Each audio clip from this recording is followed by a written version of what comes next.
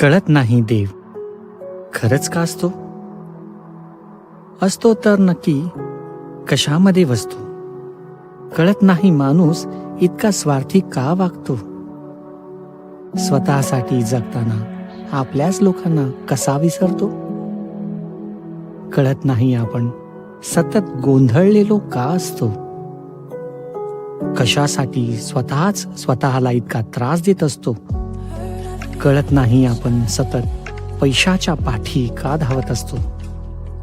खरंच 2 वेळच्या अन्नासाठीच इतका आटापिटा करतो?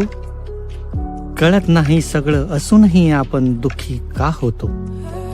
जास्तीचं मिळवण्याच्या हट्टापायी सुख ही का गमावतो? कळत नाही वर्तमानाला दुर्लक्षित का करतो?